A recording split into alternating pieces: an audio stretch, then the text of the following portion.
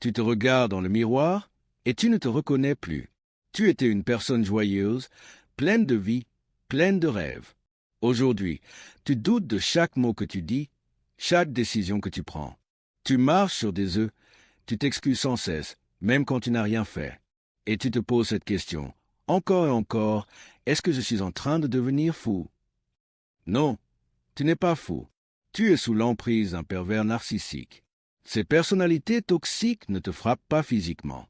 Non, leur arme est bien plus subtile, bien plus dangereuse, le doute.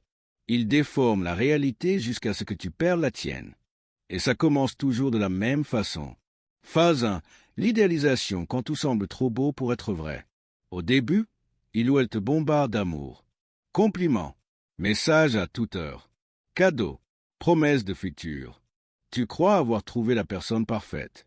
Ce qu'en réalité tu as trouvé, c'est quelqu'un qui te scanne, qui apprend tout de toi pour s'en servir plus tard. Tes blessures, tes rêves, tes faiblesses. Phase 2. La dévalorisation lente, sournoise, invisible.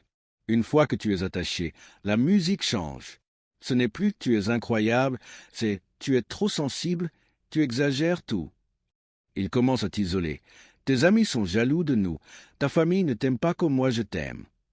Chaque remarque devient un poison lent. Et toi, tu doutes.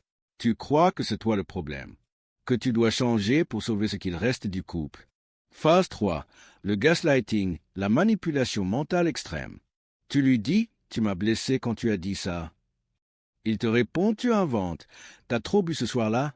T'as un problème de mémoire? Tu vis quelque chose. Il t'explique que ce n'est pas ce qui s'est passé.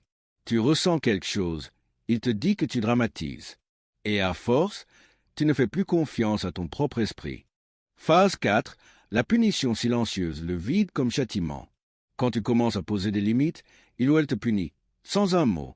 Des silences glaciales. Plus aucun message. Il ou elle disparaît, comme s'il n'y avait jamais eu de relation. Tu paniques. Tu te demandes ce que tu as fait de mal.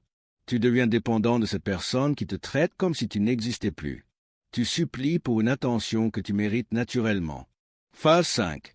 Le retour juste assez d'amour pour te garder.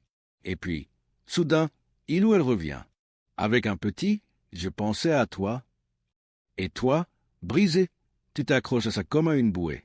Tu crois que c'est la preuve qu'il y avait de l'amour, que tout ça n'était qu'un cauchemar. Mais ce n'est pas un retour d'amour,